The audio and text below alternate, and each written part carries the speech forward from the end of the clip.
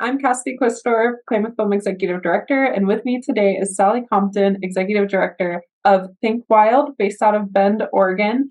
Sally, thank you so much for being here today. We so appreciate it. Yeah, thank you for having me. Yeah, absolutely. Well, we absolutely adored Bridging the Gap. It has such an important message. It really showcases some of the best of Oregon documentary filmmaking and what kind of that can do storytelling wise and sharing about these really important missions and small nonprofits that might be around in the area. So we'd love to know a little bit about your journey with Think Wild and a little bit backstory on you. Sure. So I've been in Bend with Think Wild for about 4.5 years now. I actually moved to Bend from the Oregon coast to help start up Think Wild. So actually, when I arrived here, it was kind of just an empty building on 4 acres of overgrown cheatgrass. Wow. And and I was like, wait, we're supposed to turn this into a what? A wildlife hospital? Fortunately, I was able to assemble a really amazing team of wildlife rehabbers, wildlife educators, and learned that the community of Bend is really passionate about not only the outdoors and outdoor activities and recreation, but also about the other beings that live in the outdoors too. So, our wildlife and our native habitats. So yeah, I mean, just in about a couple years, we've been able to fully launch the wildlife hospital. We've developed almost 10,000 square feet of outdoor enclosures here. We care for around 1,000 native wildlife a year, and we answer 2,000 wildlife hotline calls. And then we've also been able to launch our education programs, summer camps, workshops, community events, and our habitat restoration programs. So we do native pollinator garden consulting. We go out, we plant beaver habitat in riparian areas for private and public landholders. We've actually been working on a project in Southern Oregon at Collier Memorial State Park for the past year and in the next few years to come, where we're helping do some riparian restoration in that burn area to promote beavers to move in and different wildlife. So yeah, we're really busy, and it's just been I've been so grateful to be a part of Think Wild and work with such amazing staff and volunteers and just the community. So it was really amazing to have all of that highlighted in Bridging the Gap. Absolutely. I mean, you sound busy as a beaver, one might say.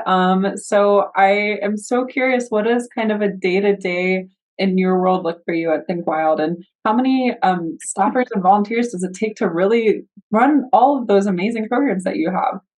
Yeah, that's a really good question. You know, it's funny because so when I first started with Think Wild, I was the only staff person. And so my day definitely looked very different than it looks now because we have around 16 staff people right now in the busy season. But yeah, I mean, in that first like year or two, I mean, my job was anything from fundraising to marketing to filing our tax forms to coming to the hospital at 8 p.m. to feed baby squirrels. But now that we have more help, it definitely looks a little bit more different. I do a lot of our, just kind of like general management of the organization, fundraising, community events. I go to a lot of talks and presentations. And then we have a lot of specialized team members that specialize in our animal care. We have an on-staff veterinarian. We have a habitat a restoration specialist. And so, yeah, it's just been really great. We definitely could not have the effectiveness and the success that we have without the help of our volunteers.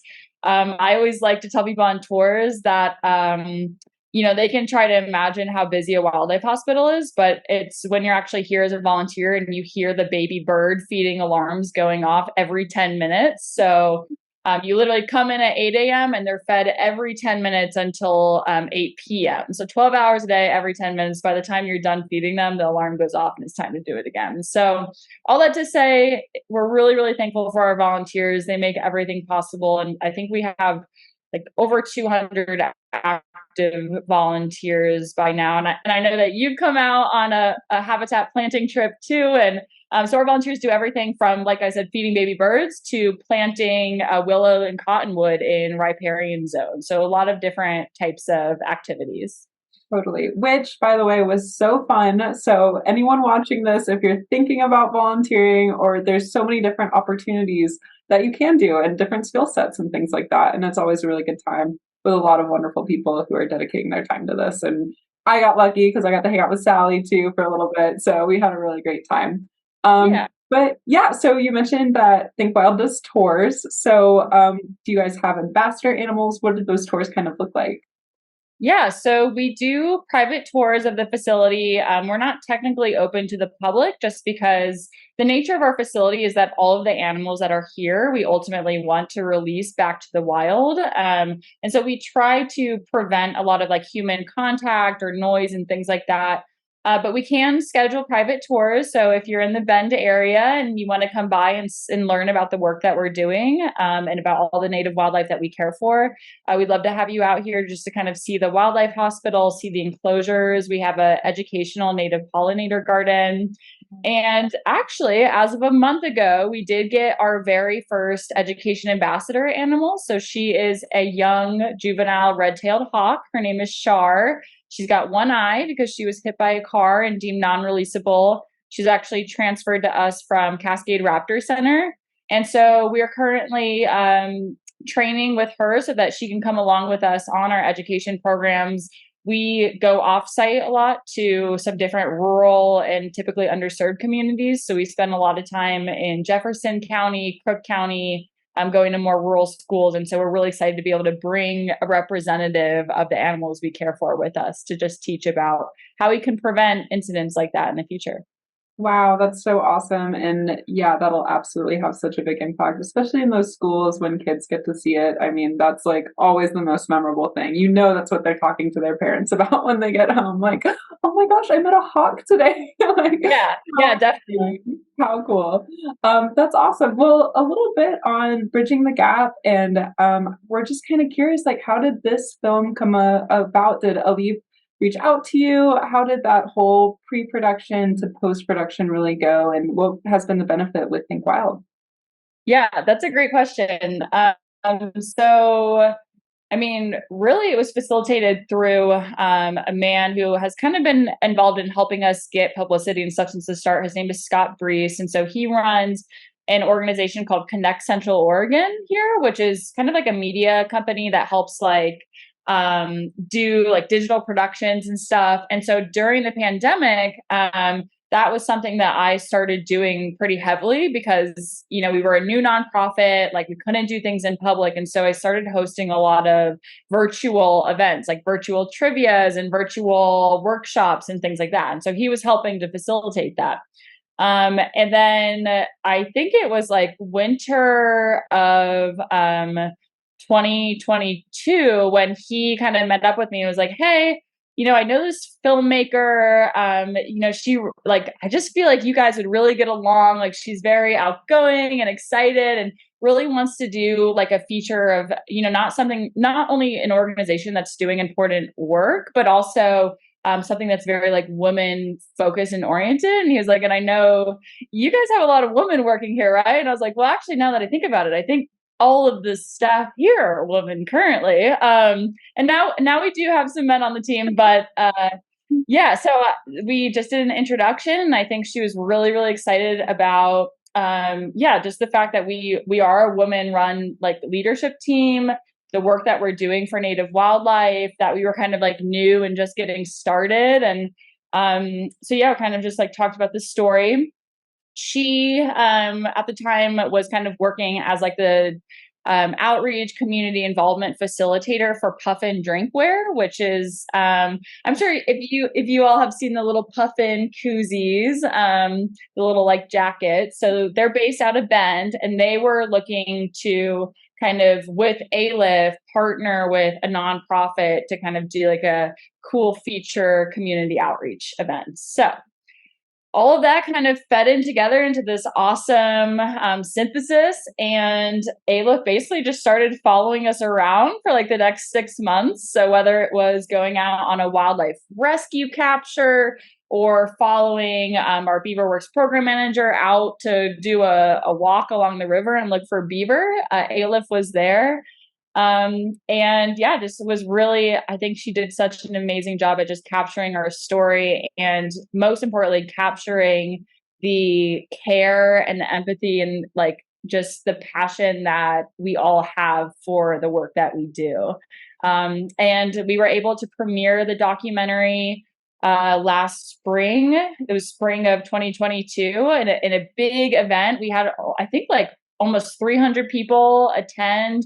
Um, and we hosted at the Open Space Event Studios here. And then we were selected as an award winner for the Bend Film Festival as well. And I think we did some other festival rounds. And yeah, I think it was a really, really exciting thing to just, again, like have our story told in such a like creative and engaging format. Absolutely. And so special to get to do those things like in person, especially post pandemic, and getting to celebrate with everybody and at the Bend Film Festival, because that's Yeah. definitely a big deal and just so fun to kind of have that local community there. And also Yeah. just spreading the word among the local community too. So Yeah, eh, definitely. that's And awesome. I think there was something special about, I guess, like having kind of been here since the start and put all this work into it. And sometimes I feel like I get caught up into the daily motion of things, and so do like the rest of the team. And having a moment to like stop and do a recording with Alif and an interview and have her ask you questions like, why are you doing this? What is kind of like a trigger for you when something happens with an animal? Like, what do you feel like is the most important message? It's really nice to kind of just like stop and be forced to think about those things and kind of get like a energizing of why we're doing this work in the first place and why it's so important. So I think that it was really special for us in that way too. Absolutely. It's almost like a mantra that you have to kind of like say, because I'm sure with the everyday busyness, it's like, oh my gosh, you get so caught up in it. And so Yeah. being able to kind of reiterate those things to yourself and be like, oh, you're right. This is so important. This is such Yeah. beautiful work. So well, for our Q&A, why do you find this work? So what draws you to working at Think Wild and this mission? Yeah, I'm gonna try not to get emotional because I usually do talking about it, but I think like it comes down to just this like passion and like caring for where you are and also like having a respect that we humans are not like the only things or living beings that live in a place, right? And so when you live in a home, like just part of respect and empathy is just caring for other creatures and living beings that call that place home too. And just like for a functioning ecosystem, you need all of the different pieces, and all of the different pieces are so important. And I think, again, like for me, I've always loved animals, I've always loved wildlife, and knowing that, we might not be like, saving an endangered population of something, but when I see that an animal was brought in here that was caught in like a barbed wire fence and was suffering and otherwise would have died out there, and that we're able to do something about it for that animal, I think is really meaningful. And in the kid and the family who brought it in and learned that there's a resource here that cares and there's somebody here to do something about it, I think is really important. So yeah, I think overall it's just really like just wanting all creatures that live here and call this place home to be able to thrive and call it home for many generations to come. And, just being kind of forward thinking with the way that we act and behave in the place that we live.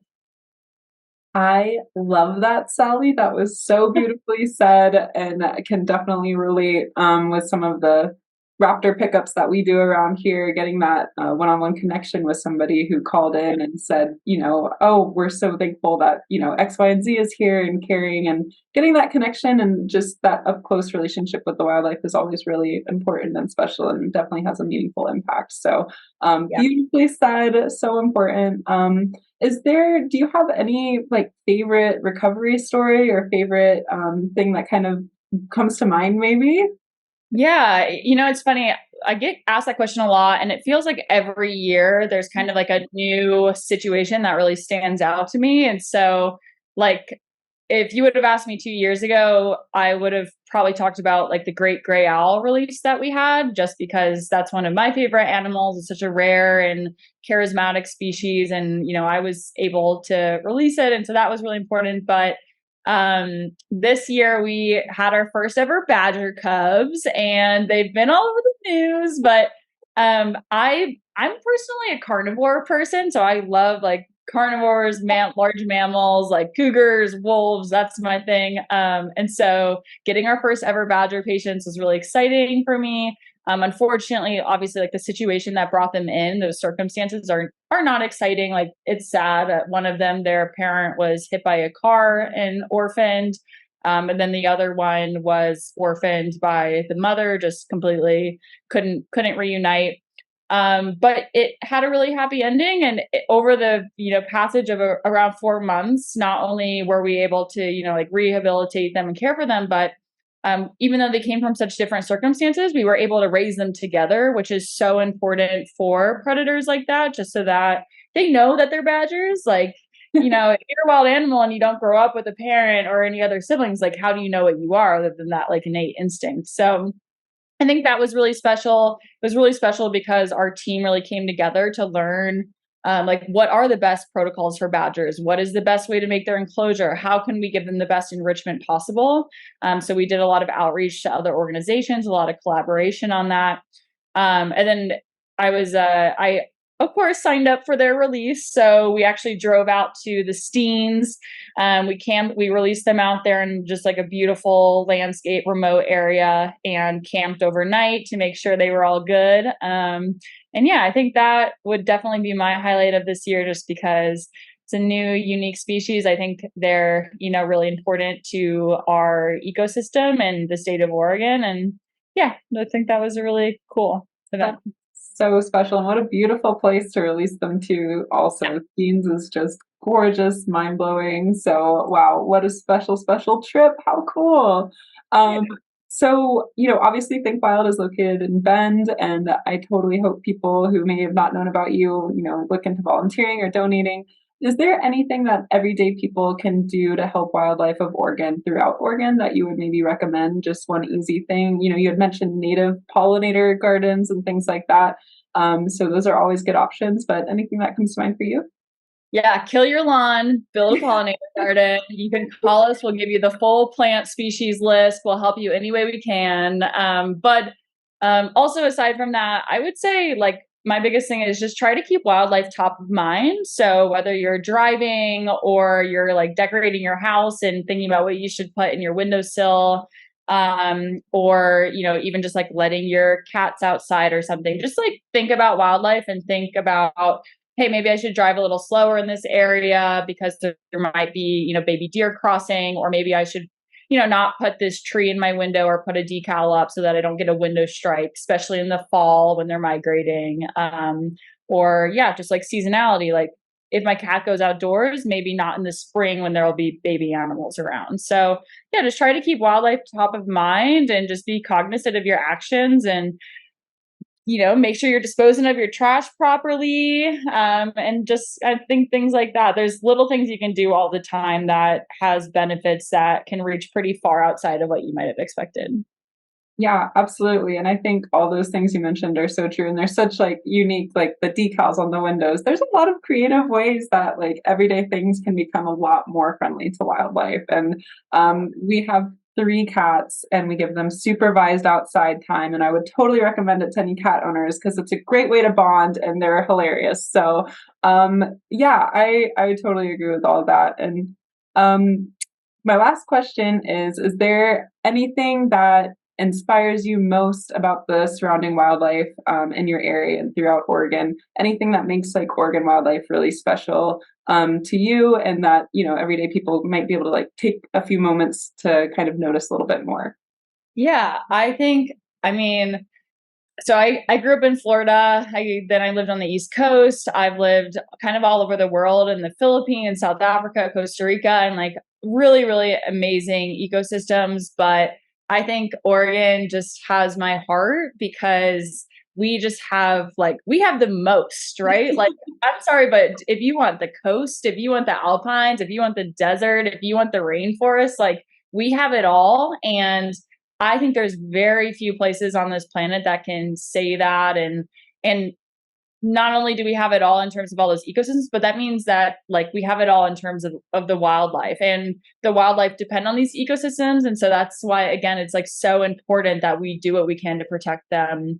Yeah, I mean, I don't think anybody who lives in the state of Oregon could say that they don't like step outside or maybe drive 30 minutes outside of their town and aren't just like amazed by the natural beauty here. And so I think we have a responsibility to protect that and make sure it's still here in the future. Absolutely. Yes, totally, Sally. Wow. This has been such an inspiring conversation. Are Oh, there good. any kind of like last things you want to address, whether it be threats to wildlife or about bridging the gap or about Think Wild that you'd want to say? Yeah, I just want to say thank you again to Alif, the filmmaker, and just like all the passion and work that she put into showcasing the work that we do. Again, just like so meaningful to us. And I guess the other thing would be, yeah, if you're in Bend, just come say hi to us. During the summer, we're open every day. You can just pop on in. And we do have a wildlife hotline. We don't care if you live in Bend or if you live in Klamath Falls, or if you live in Joseph, Oregon, you can call our hotline and ask us any kind of wildlife question. Wow, that is really good to know. I didn't know that. That's amazing. Yeah. So, really glad to hear that. And thank you again so much. And thank you for watching Bridging the Gap. And thank you for being a part of this. Yeah. Thank you. Awesome.